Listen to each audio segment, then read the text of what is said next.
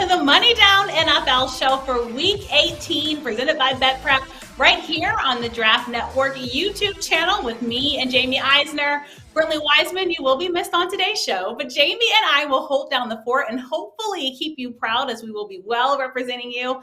Hoping everyone has continued to have a great start to their new year in 2022.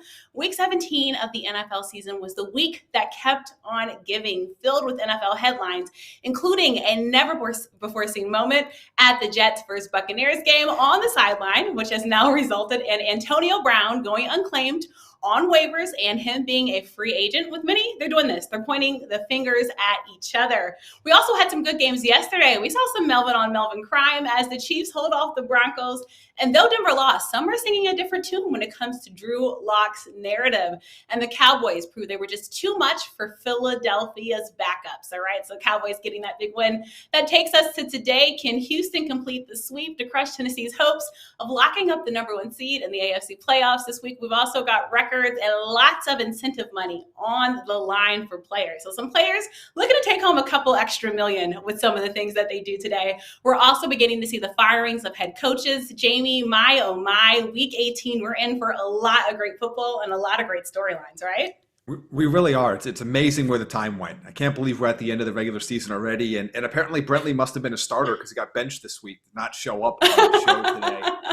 But it's going to be interesting. It's an exciting day, but it's going to lead to some maybe unexciting moments for certain fan bases and families tomorrow. We already heard Vic Fangio is going to be fired. The Vikings and Bears play today, and it looks like both of those coaches are going to be fired after today's game as well. That should be an interesting matchup with two coaches playing with literally nothing to win or lose in those matchups. So it's going to be a very interesting run. Then we run right into Wild Card Weekend and the 3-day event that's becoming. So it's a tough week to navigate. A lot of players sitting out, a lot of players only playing partial time, a lot of players playing, as you said, for incentives. And actually the books have gotten smarter to incentive week now. It used to be a big advantage. It's now not. It's now a promotional tool. But I'm really looking forward to the games that do matter this week, including the game of the week, which is Sunday Night Football. Oh my gosh, we're looking forward to Sunday Night Football. We've been waiting all night for Sunday night, Jaime, but like you said, lots of big storylines. And I decided, Jaime, to wear the tropical shirt today because some players are going to be going on vacation after week 18, right? They have nothing left to play for if they're not making it into the postseason. So also those players, we hope you have a good vacation and a nice little break from football. But those playing with something on the line today will mean a lot. And like you said, lots of NFL fans looking very closely at this game. Some teams need a lot to happen, Jaime, for them to get into the postseason. And talking about the postseason, as you said, let's kick it off with our first game. We've got the Los Angeles Chargers taking on the Las Vegas Raiders. The NFL season ends tonight in Las Vegas, the regular season, when the Raiders face the Chargers in an elimination game and a Sunday night showdown in Vegas. The streets are saying that there's a lot of powder blue in town for this one. Though the playoffs officially begin next weekend, some are calling this a playoff game because it's a win and you're in, a lose and you're out scenario for both of these 9 and 7 teams trying to solidify a wild card berth. As we talk about the postseason, currently the Chargers are a 3-point road favorite and the total is 49. Jaime, what do you like in this matchup? So we'll get a full Vegas report from our guy, Patrick Everson, later in the show. He'll let us know how the ratios look like this week in terms of fan bases. But I like the Chargers to win and cover here. And while I expect this to be a really solid game, the Raiders have kind of gotten I don't want to say lucky because I don't want to discredit what they've done, but they've gotten a little lucky with some of the injury and COVID situations that they've had to face over these last couple weeks. They're a good team, but I think this is the time where the Chargers can really stake their claim as an ascending team in the NFL. And a big reason why is Justin Herbert's success against Las Vegas over his career. Again, a short career, I only believe it's 3 starts now, but 67% career completion percentage, 2.3 touchdowns per game, and 0 interceptions against Las Vegas. Chargers are 5-1 against the spread in their last 6 on the road against the Raiders. And Raiders, quite frankly, have been 2-5 at home against the spread in their last 7 games this season. So this is one of those scenarios where I know weird things tend to happen in Las Vegas for these night games. We've seen it going back to last year, but I think the Chargers have the quarterback advantage in this game. I think they have the better team overall, and they've had more recent success. Give me the Chargers to win, cover, and make the playoffs. All right. Thank you, Jamie. And I'm like you. I like Justin Herbert. I don't know how you can't be on his bandwagon by now. He's proved he's a bad, bad man. Sorry, Stephen A. I'm taking that title from Aaron Rodgers and giving it over to Justin. I really like what I've seen from him so far in the NFL. For my pick in this matchup, before the season started, one of the most popular future bets was the Chargers to make the playoffs. And look, if you're holding on to one of those tickets, all you need is for the Chargers to beat the Raiders in Las Vegas, as me and Jamie are talking about, in Sunday Night Football. The Chargers right now 7-3-1 against the spread, 6-5 on the money line in their last 11 meetings versus the Raiders, including a 14-point win in Week 4 when they were 3-point favorites. However, this week the Chargers will have to go on the road, as we're talking about, and beat the Raiders in an elimination game. This is not a spot that I like for the Chargers. Just don't like it, which are 4-6 against the spread this season as favorites. All right, so give me Raiders +3 for my pick in this matchup. All right, Jamie, we'll have to see who comes out on top of that one, but let's go to our next game. We've got the Los Angeles Rams taking on the San Francisco 49ers. The Rams and 49ers are also meeting this evening in Los Angeles. Both teams have something to play for here in Week 18. The Rams need a win to clinch the NFC West title, and the 49ers need to win to qualify for the playoffs. The Rams are 3-point favorites. The total is 44.5.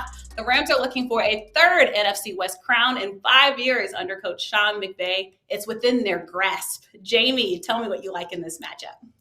This game scares me, Kelsey, and I thought about this a lot. And I'm going to go with the under here, and I'll get to that analysis in a second. But sometimes you see with these divisional games that sometimes teams just have another one's number. And that's the case here. The 49ers have just had the Rams' number. And even though I believe the Rams are the better football team, I don't feel confident enough in this little streak that they've been on a negative standpoint against San Francisco to bet on them to win and cover. So I look to the total, and I like the under here. In their last 5 matchups, 4 of the 5 games have gone under 44.5 points. Only one game went way over, but the other ones were significantly under.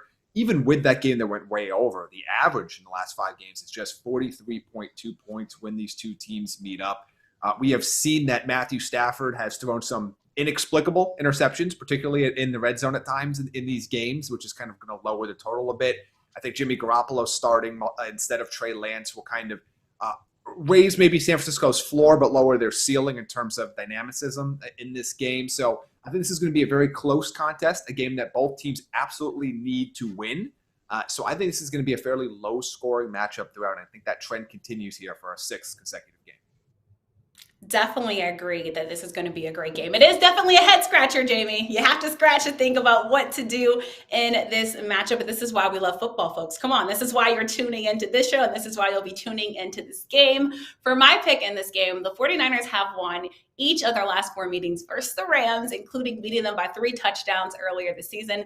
Meanwhile, the Rams are 3-6 against the spread and on the money line in their last 9 meetings versus the 49ers. So because of all that, I got to take the 49ers at +3 for my pick in this matchup. But again, that's going to be one, I'm telling you folks, if you get to watch it in your local area, you are going to tune into this one. I think it's going to be a good way to end the regular season of football. We're really lucky, Jamie, for this Week 18 slate. I thank gosh for this extra week of football. And thank gosh for these great games that we're getting today. Speaking of great games, let's get to our next matchup that we're going to be talking about in my neck of the woods. Pittsburgh Steelers taking on the Baltimore Ravens. The stakes will be high when Baltimore and Pittsburgh take the field at M&T Bank Stadium. Expect the crowd noise to be loud, as this looks like Big Ben's last hoorah in his 18th NFL season. The Ravens-Steelers rivalry has become one of the biggest rivalries in sports. And newcomer to this rivalry, quarterback Tyler Huntley will get the start for Baltimore. Both teams, even with the win, need some help for a possible postseason berth. During this game, Ball So Hard University will be in effect, as T Sizzle will be honored pregame as the legend of the game. On this rivalry, I think Terrell Suggs described it best. He said, "We don't like each other." It's really true. These two teams don't like each other. Steelers activated Deontay Johnson, a wide receiver from the COVID-19 reserve list. Also, earlier this year, you guys remember the Steelers beat Baltimore in Pittsburgh 20-19, that 1-point game where many were asking John Harbaugh about that go-for-2 move. The Steelers and Ravens close their season out today. Again, big wins. Ravens right now are 3.5-point home favorites in what could be Big Ben's final game. The total right now, Jamie, is 41. So much to look forward to in this game. We get to see Tyler Huntley again. Big Ben, Jamie, it might be the last time that we're seeing him. Possibly one of these teams going to the postseason. So all that to say, Jamie, what do you like in this game? It's so crazy that this game every single year never fails to disappoint. That you can change the players, you can change the quarterbacks, you can change. It doesn't really matter. This is going to be a fun, competitive, hard-hitting game whenever these two teams meet. I looked around on this, and I didn't really love the spread because this game could be all over the place, and obviously you have Tyler Huntley playing for Baltimore. I looked at the team totals here, and I looked over to the Pittsburgh side. I like over 16.5 here for Pittsburgh. As you mentioned, it's Ben's last hurrah. And by the way, our producers did me dirty here, minus 171. By the way, it's not their fault. This was minus 140 when I set the bet over, and now it's getting juiced up. But I'd still take it over 16.5. Look, this is Ben's last hurrah. He knows it. He pretty much has admitted it in every platform he's discussed on. And by the way, if you just look over the course of this season, this is actually a number Pittsburgh can easily get over. They're 11-5 to the over on this number so far this season. On the Baltimore side, they're 12-4 to allowing 17 or more points in games this season. Obviously, their issues in the secondary have been highly publicized over these last few weeks.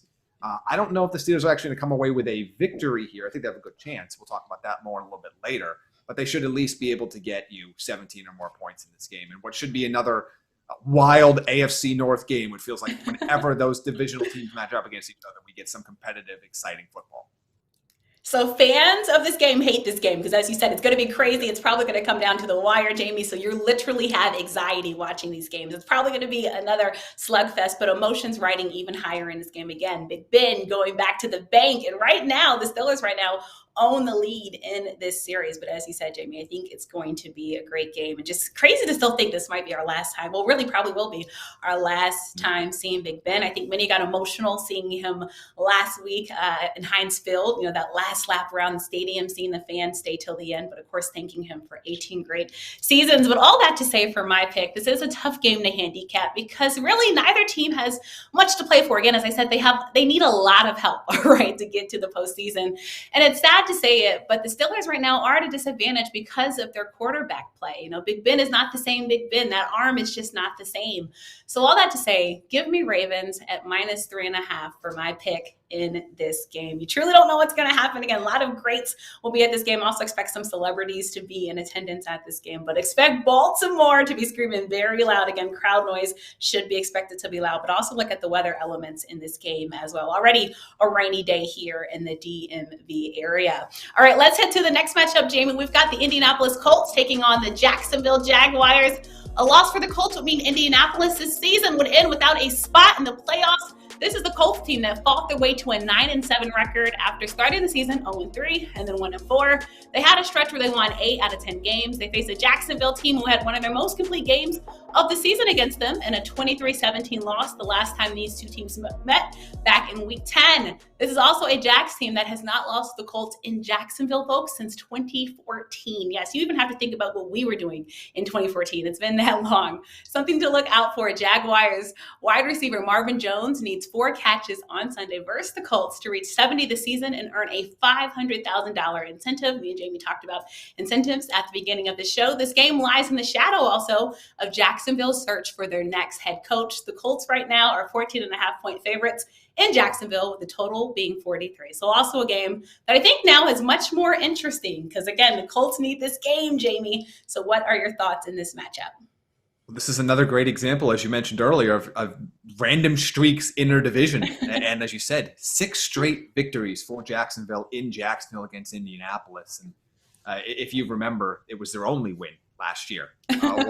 Was this game in week 1. So I'm going to take the Jags in the points here. I don't expect the Colts to lose this game. I think you'd have to do a lot of mental gymnastics to find a way the Colts just flat out lose outright.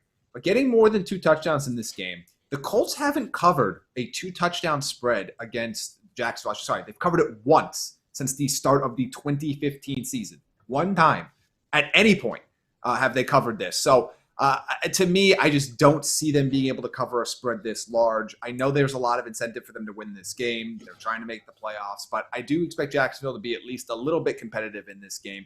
Might need a backdoor cover here at the very end, a late touchdown by them, but as long as it stays over 14, give me Jacksonville.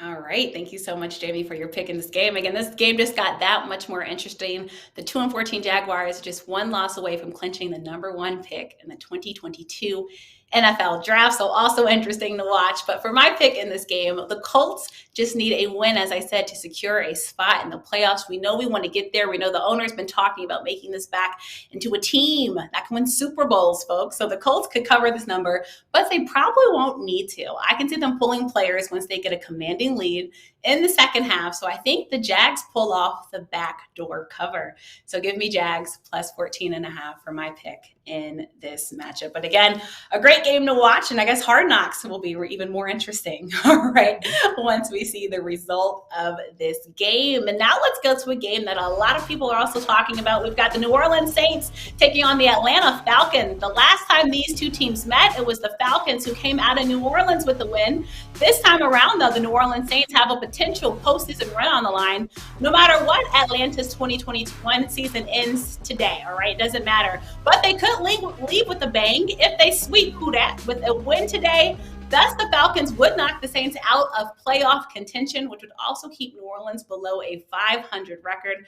New Orleans right now, a 3.5-point favorite, and the total is 40. Jaime, this is two teams, too, that we know don't like each other. So this should also be another great NFL matchup. It should. I'm going to go with the Saints here. Obviously, there's the easy narrative of they have way more to play for, but they're 5-1 in their last 6 against the spread in Atlanta, 6-2 against Atlanta in their last 8 overall. Have everything in the world to play for in this matchup. I think they're going to be extremely motivated. They have a better team in general than Atlanta does, and Atlanta's really kind of playing out the season at this point. I do expect this game to be competitive. It should be exciting. I don't see a blowout happening, but with everything to play for, the talent advantage, and just quite frankly, their overall success against the spread against Atlanta overall, and in Atlanta in particular, leads me to take the Saints here to cover 3.5. All right. Thank you so much, Jaime. And for my pick in this game, look, if you know anything about NFC South football, you know the Falcons and Saints, they despise each other, right? It's a despise thing that they feel for each other. The Falcons will not roll over versus New Orleans this Sunday. I'm just not seeing it, folks. They will like nothing more than to end the Saints season. They have that power in their hand. But the problem, as we're talking about, is Atlanta has a poor track record versus New Orleans. Since 2015, the Saints are 9-3-1 against the spread versus the Falcons when the game is played in Atlanta, and the Saints are 5-0-1 against the spread versus the Falcons. If Atlanta is smart, it will lose this game and maybe get a better draft pick. I'm just saying, folks, Saints right now, minus 3.5 for my pick in this game. Again, this is another one where emotions will be riding high with the fans because we just know, they want that victory. They want that victory. And again, postseason on the line for one of these teams. So week 18, again, is something that everyone should be tuning into. Jaime, that's a wrap for this week's top game picks for this Sunday. And next, we want you guys to stay tuned because we've got more of the money down. So again, don't go anywhere. We've got lots more show.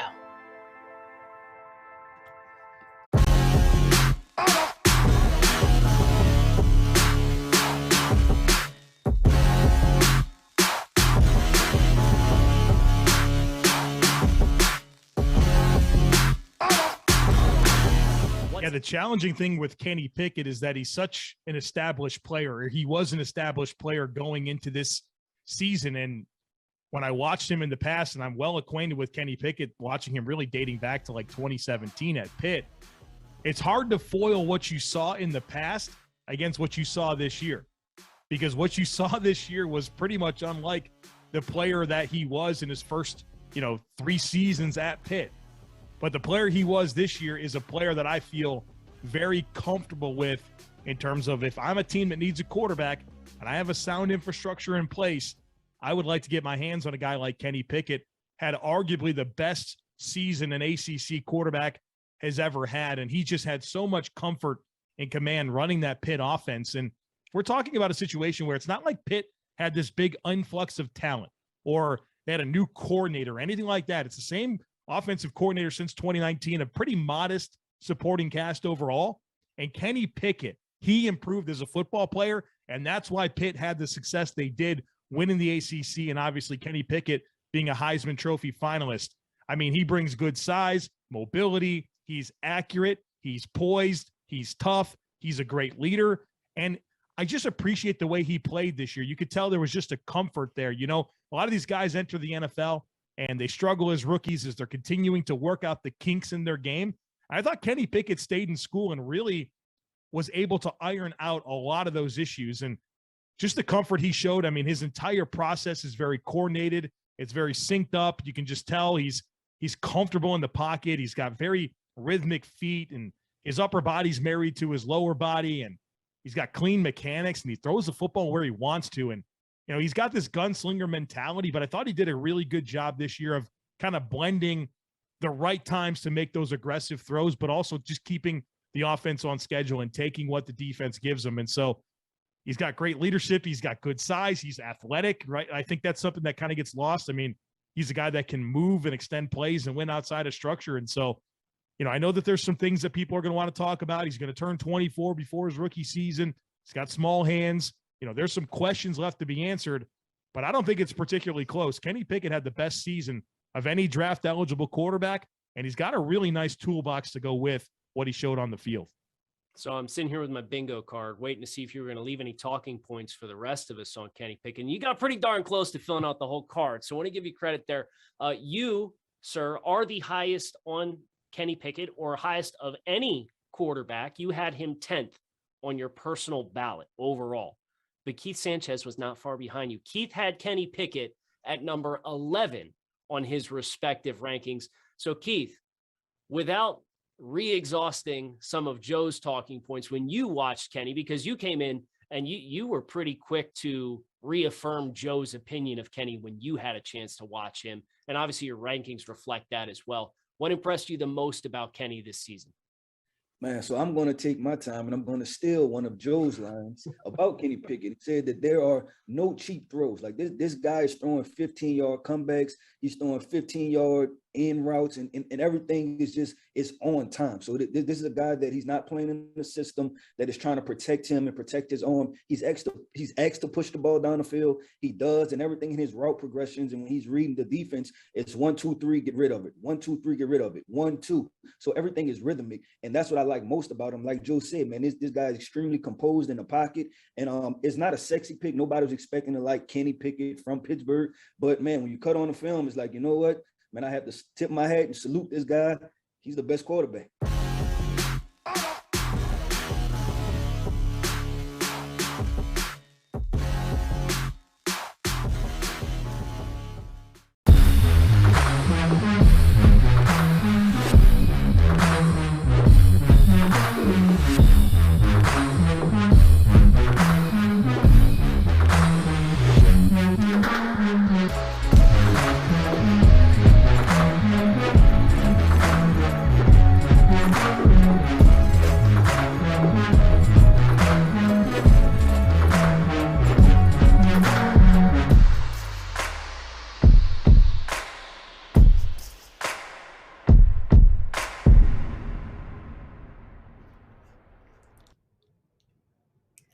Hello, everyone, and welcome back into the Money Down NFL show. We so appreciate you staying with us.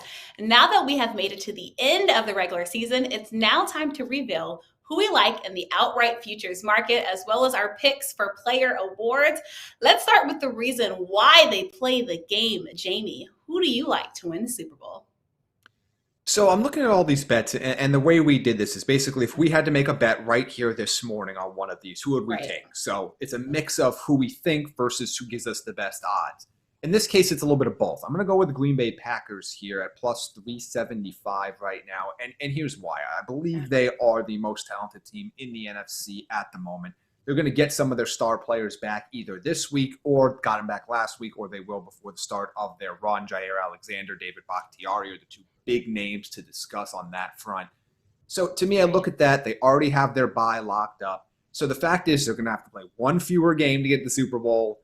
They have a lot of talent on that team already. Aaron Rodgers is motivated. They're getting a couple very key talented players back for them for this run. So I like them a little bit more than the next team on the list, like the Kansas Cities of the world or the Tampa Bays or some of those other teams that probably going to have to win an extra playoff game to get to where the Packers are going to need to get to. So give me the odds right now that at plus 375. They are the favorites, so this is a little chalky here, but I think it's at least a good enough number that I would lay the bet on them today. As our good friend Brad likes to talk about, a pizza bet on them to win the Super Bowl this year. You set me up oh so perfectly. It's hard to go against the Packers. I also like the Packers. If you don't like the Packers, I mean, are you really watching football? As we know, Aaron Rodgers is leading the charge. As you said, some of those key players will be crucial to them winning. And of course, getting that top seed definitely helps. Always nice to get some extra rest. And look, I hate to go with the chalk talk, but through the second half of the season, the Kansas City Chiefs, they have consistently looked like one of the best teams in the league, even though I know you guys are saying, Kelsey, hey, did you watch the game yesterday? Look, they have the experience, they have the head coach, but also most importantly, they have the quarterback, all right? As we all know, Patrick Mahomes, he's just got it all. He's only going to get better and better with time, like fine wine, all right? So I do like the Chiefs to win it all. Again, Jamie, I was like you, I was toggling back and forth. Both these teams look really good, but I'm picking, as you said, if I had to pick today, I'm going with the Chiefs for my pick in this one. All right, let's now go to league MVP. Jamie, who do you like for that one? Most valuable player.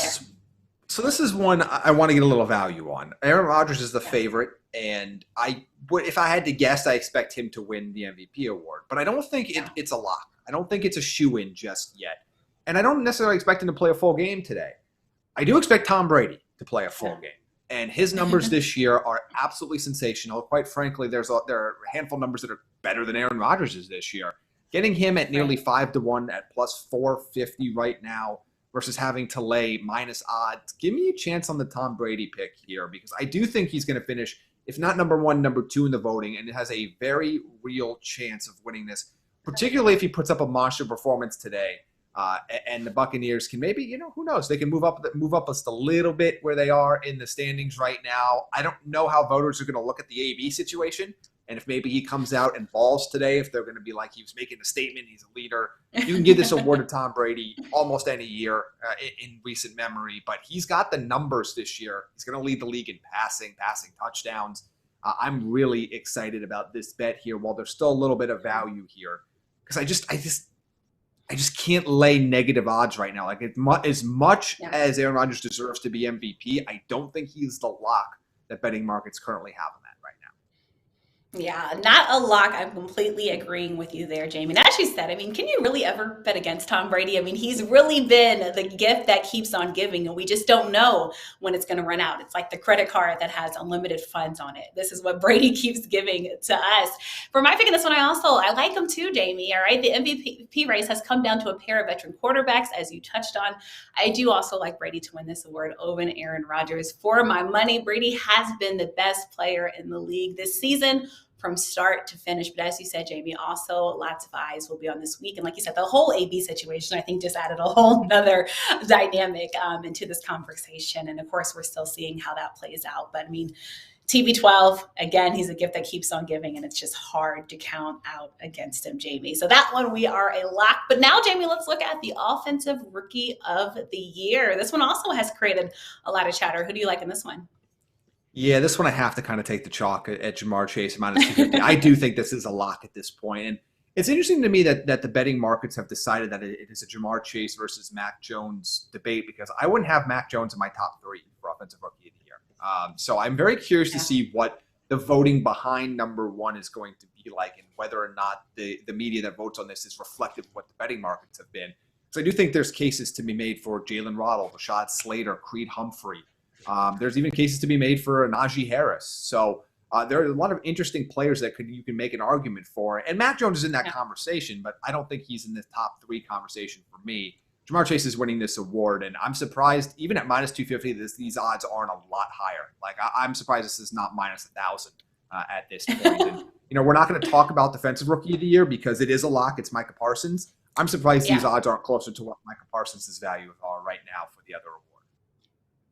No love for Big Mac, Jamie, huh? Jamie's like, not even in the top three. I put some other guys, but you touched on a lot of talented rookies this year. Just how lucky are we that we had such a talented rookie class that we've enjoyed watching this NFL season? For me, as you said, Jamar Chase has been great this season. You can even say fantastic. He is a big part of the reason why the Bengals are the AFC North champs.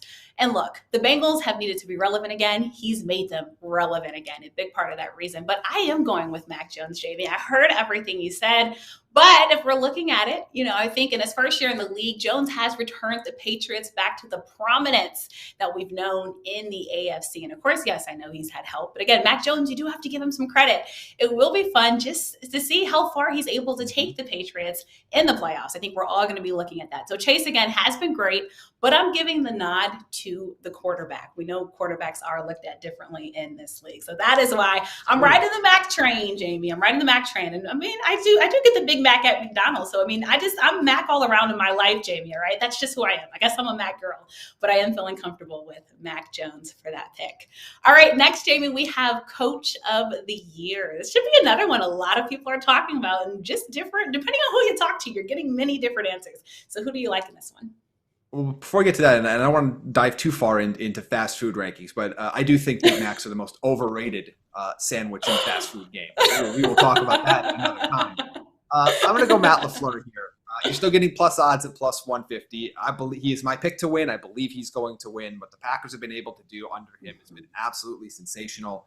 And I know everyone's going to go, oh, well, they have Aaron Rodgers. Well, Aaron Rodgers was basically one game over 500 in the 48 games prior to Matt LaFleur getting there. And I think we've forgotten what the Aaron Rodgers and Green Bay Packers, Mike McCarthy talk was back then of like, oh, is Aaron Rodgers on the downswing? Is this team overrated? So a lot has changed, and they have been highly successful. Also, by the way, Matt LaFleur had to navigate not only the offseason of Aaron Rodgers maybe forcing a trade out, also the COVID stuff with Aaron Rodgers midseason, kept everything on track. He absolutely checks every box that you want to see for this award. He'd be my pick. All right. Thank you, Jamie. Look, to get the Rodgers rate, you need Matt LaFleur, right? You can't get the Rodgers rate without Coach LaFleur. That's easily put. I do also like what he's done with that team. But as we're talking about Coach of the Year, there were many great coaching jobs this season. Props to Bill Belichick, Zach Taylor, and others, but we can't deny the job that Mike Vrabel has done leading the Titans to the top of the AFC despite not having his best player for the majority of the season. And you guys know I'm talking about, of course, Derrick Henry and what the Titans have been able to do and are still a team that we're talking about. They could be that team that some are like saying, hey, you need to look out for as we head to the playoffs. I think he's just been doing a tremendous job, honestly, since he took over the head coaching ranks. But I think this year, even more special to get that nod for Coach of the Year. All right, Jamie, let's now move to Defensive Player of the Year. As you said, Defensive Rookie Player of the Year is pretty much a lock, but Defensive Player of the Year, who do you like in this one? Yeah, TJ Watt is getting ridiculous odds right now. And look, he deserves it, but this is another guy that's not top 2 on my ballot. So I want to take a chance here on some better odds here. Give me Micah Parsons. Give me the rookie here at 8.5 to 1. He has been absolutely dominant this season in every role that Dan Quinn has put him in. He has been a true player, and I thought you saw some struggles on Dallas's defense last night when they did not have him on the field because they were resting him.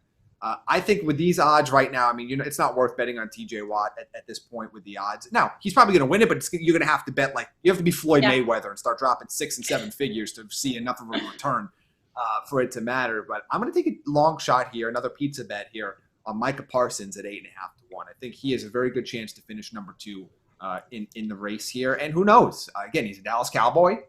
A lot of hype around that team. Yeah. A lot of hype around that player. Very vocal. I would not be surprised if he gave TJ Watt a run for his money there when the balloting comes in. Yeah. If only we all had, no selling for our money like Floyd Mayweather, Jamie, the world would be a better place. All right. Maybe one day, folks, we'll all get to live like Money Mayweather and see what it's like. And Micah Parsons has been so special, as he said, to the Dallas Cowboys. We're talking about defense in Dallas, and he's a large part of the reason why. Jamie, a lot of the conversation you're having, I remember having last season with Chase Young here in Washington, right, when he was Defensive Rookie Player of the Year. And some were saying, hey, maybe Defensive Player of the Year. I was like, hold your horses. I like him as Defensive Rookie of the Year. But again, some of that same conversation with these talented defensive rookies that we're getting in the National Football League. For me, this one was tough, but we have a pair of Cowboys, as you talked about, including a rookie who balled out this season, i.e. Jamie's pick.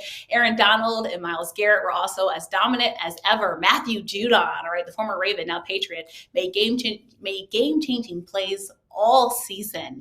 Props to him as well. But the fact that TJ Watt is likely to become the single season sack leader, I heard you, Jamie, but just how can you not go with the Steelers linebacker and what he's been able to do? So yes, I went with it. I took TJ Watt. And again, this is another reason why even more eyes will be watching that game in Baltimore because of what TJ Watt could accomplish. Can't get enough of the Watt brothers, basically, is what I'm saying, folks. All right, let's now go to comeback player of the year. This one's always so special because it means a lot to be able to think to get this award and have this chance. You know, football takes a toll on the mind and body. So Jamie, who do you like for this one? So this is one where I think the favorite is incorrect. And I know Dak Prescott's been talked about all season long. He was the heavy favorite in the preseason. And by the way, absolutely deserving of it. And if he wins, it would not be an issue. This is Joe Burrow. Joe Burrow should win this award. And I'm getting him at even odds right now, plus 100. Joe Burrow is a top 3 MVP candidate in my mind. So he absolutely deserves to be the comeback player of the year. Suffers that horrific knee injury, comes back, leads a Bengals team with, by the way, had 0 expectations coming into the year to the AFC North crown. Has been absolutely sensational this season. You look at the touchdown performances he's put up over the last couple of weeks to lead his team to the divisional crown.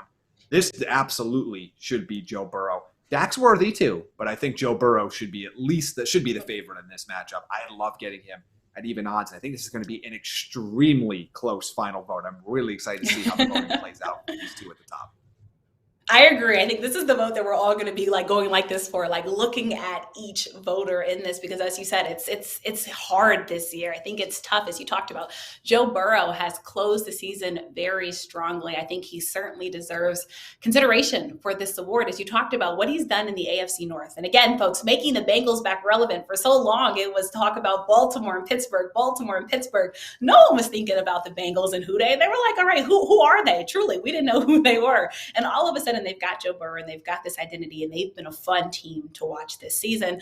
But my pick will still be Dak Prescott. You talked about the injury that Joe Burrow came back from. Prescott also returning from a very serious injury to lead the Cowboys offense, which looked really great at times this season. This is why so many folks are hopping on the Cowboys bandwagon and finally saying, all right, Cowboys fans, you guys finally have something real this year. Prescott will also have the edge, I think, because as you mentioned, Jamie, with Michael Parsons, he plays for one of the most iconic brands in sports. So I think that also goes into consideration. So I do like Dak. Like you said, though, this is going to be a tough one. It's going to be one that I think many of us will just be looking into, locking our eyes into. But Jamie, we'll see who comes out on top for that one. Jamie, that will do it for this segment. We hope you all continue to stay locked into the Draft Networks, because more of the Money Down is next. Stay tuned.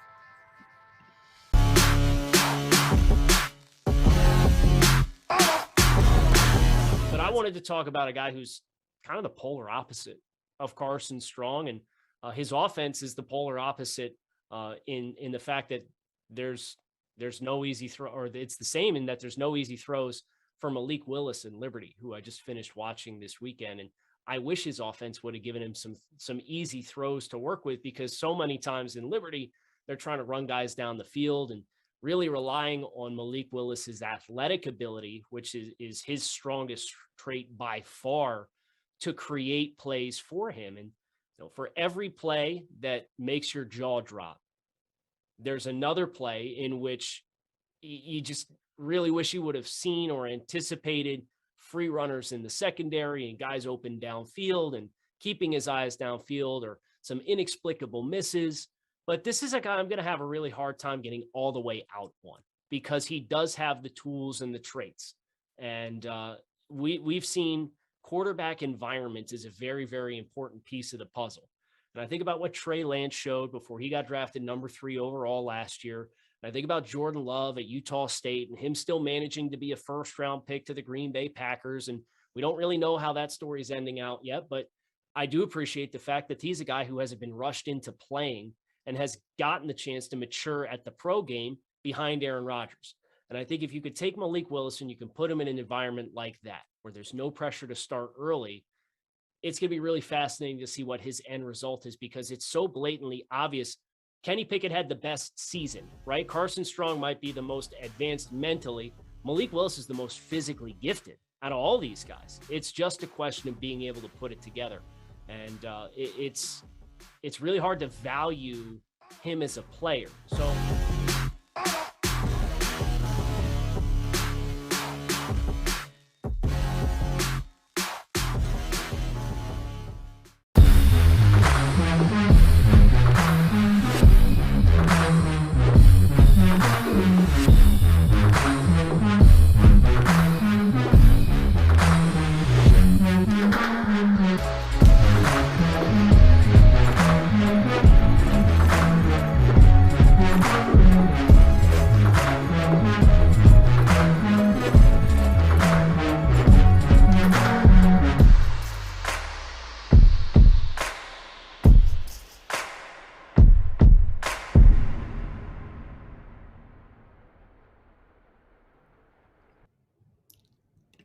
Hello, everyone, and welcome back into the Money Down NFL show. We will now turn our attention to see this week's leaderboard after week 17 of football action. Jaime, I hope you're ready. Let's see how we did last week.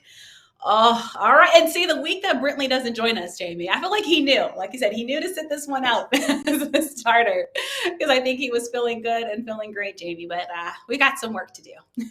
Yeah, after we've had a pretty good little run there these last few weeks, but all came crashing down last week. So let's hope to make up for it here with our picks so far this week.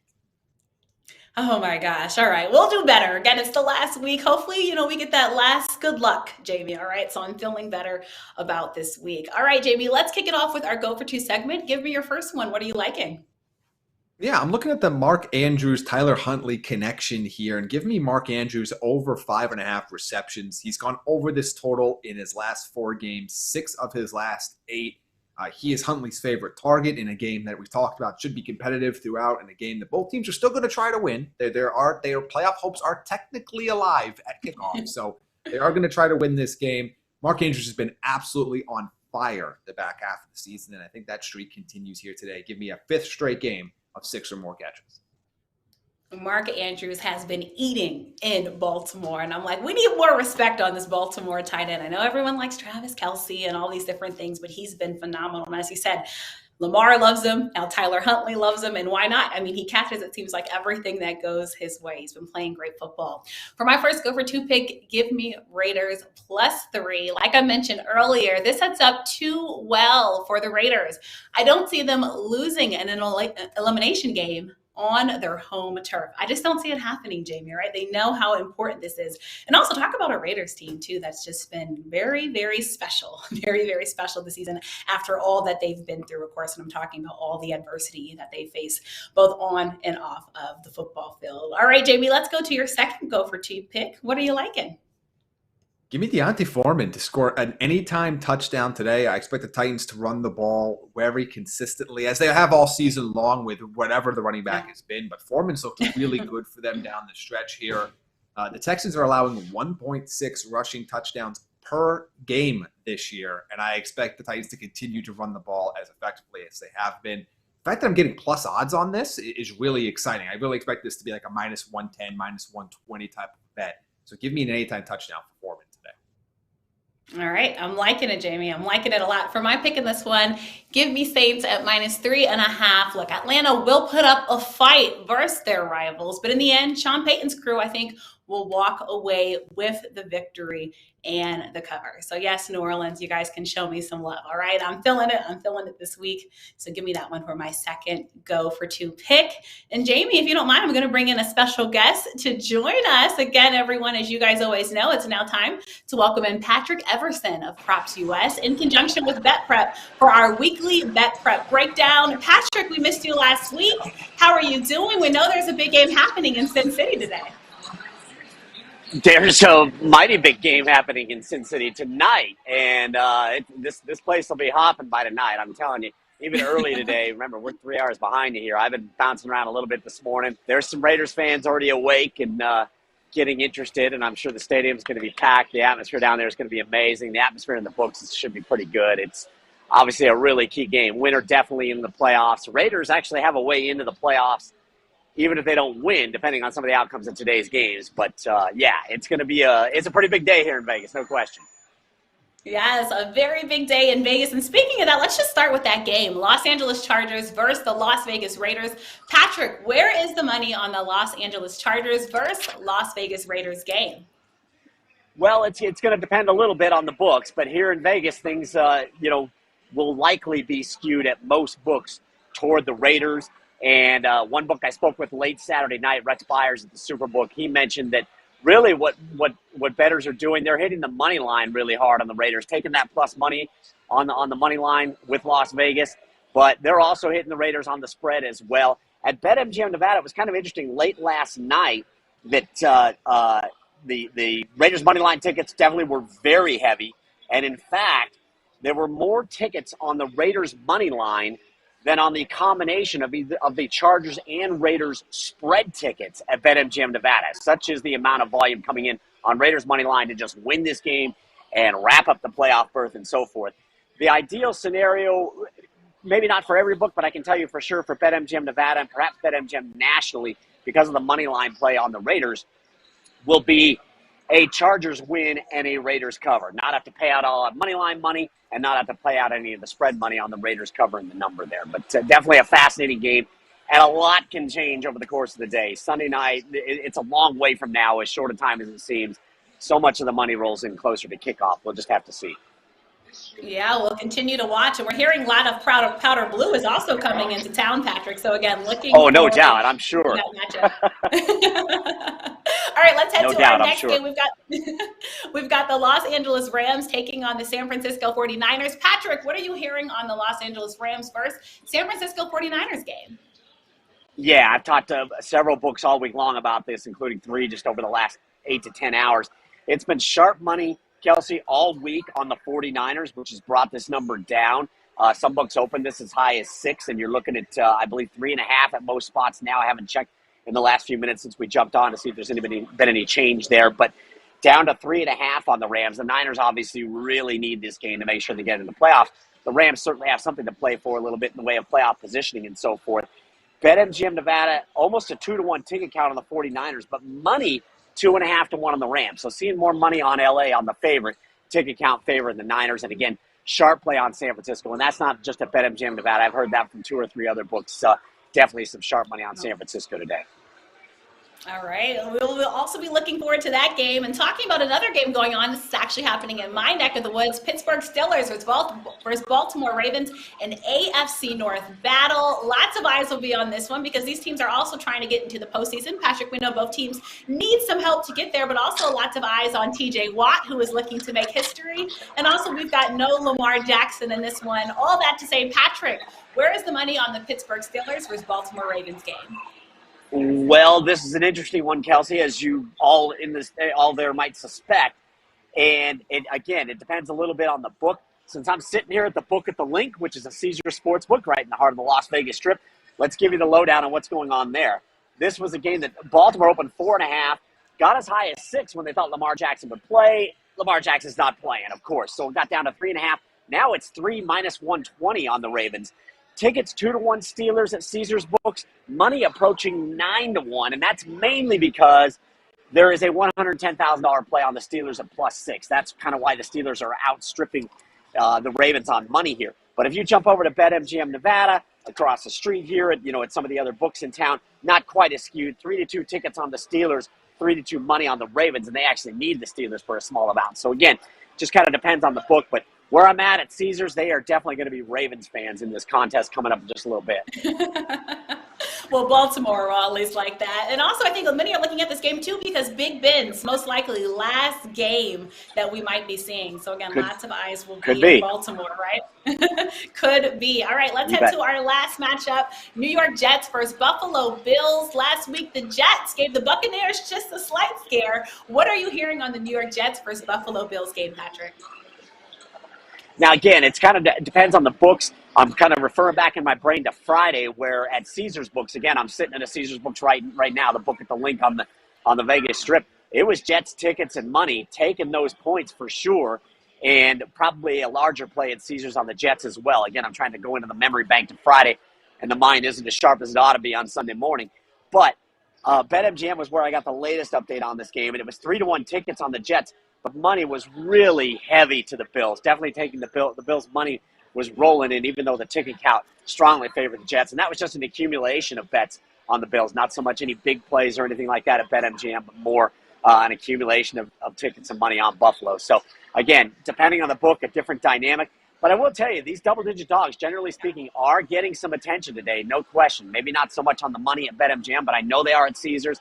I talked with the Superbook late last night with Rex Byers there, and I know the Jets were certainly getting some attention there as well. People thinking that's just way too many points. And weather could be an issue there. So covering a big spread or even hitting the total obviously becomes more of an issue when you're talking about foul weather. Oh, my gosh. Like you said, just so much to take into account. We're just glad, Patrick, we got this extra week of football to continue to talk to you. Thank you, NFL. Patrick Everson, thank you so much, as always, for joining us. We so appreciated you joining us all season long, Patrick. So have a great day and enjoy that game out in Vegas later, Patrick. Will do. Thanks much for having me. And that extra week with the Denver Broncos, I really could have done without it. But everything else, you're absolutely right.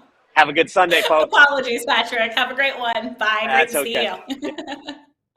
All right, Jamie, we get you back on a better note. I know Denver Broncos. Sorry, Patrick. All right, Jamie, I couldn't let you go without discussing our bold bets, Jamie. So let's just get right into it. It's your last one you get to make on the show, Jamie. So how are you closing out with your bold bets this season?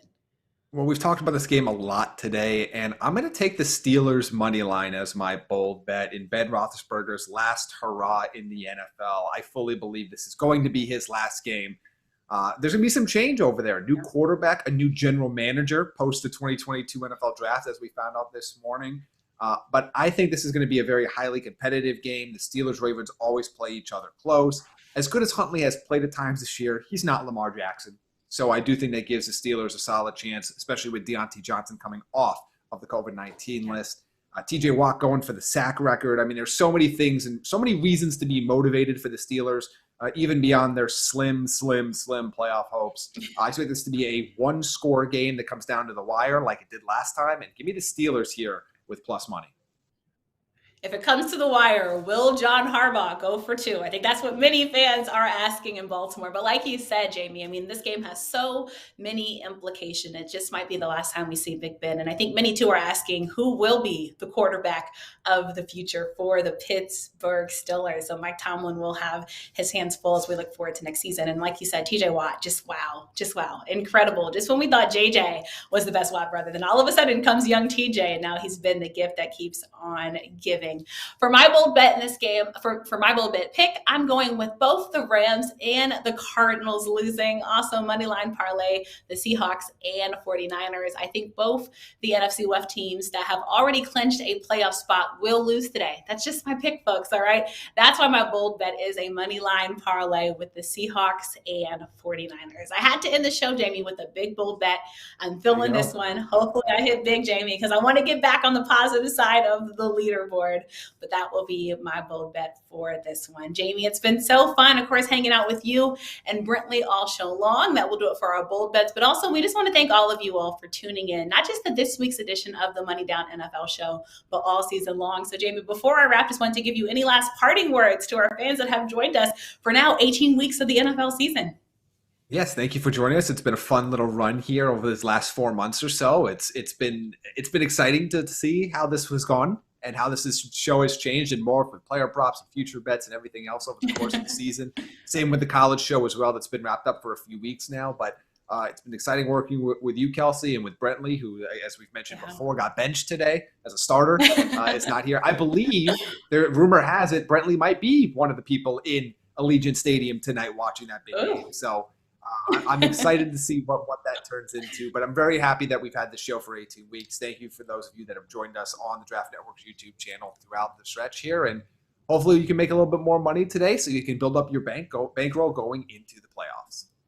Oh, we always want to do that. We want y'all to get some real cash, all right? We want y'all to win big. And like, Brentley's that starter that was benched, but me and Jamie are the guys and gals that said we always want to go in the game, coach. Keep us in the game. We still have something to prove. And you know what, Brentley? I'm a little jealous. I still need to go see that brand new, beautiful stadium out there in Las Vegas. But if he is there, he's in for a great one. Again, I'm Kelsey Nicole Nelson, Jaime Eisner, and Brentley Wiseman. We've so appreciated all your support all show long. Also, a special shout out to our producers, Henry and Chris behind the scenes. They've been phenomenal. And as always, please be sure to hit that subscribe button down below for great content coming all year long from the folks here at the Draft Network. And a special thanks to BetPrep for all their support of the show. We hope you all win big today, as Jamie said, and good luck to all your teams.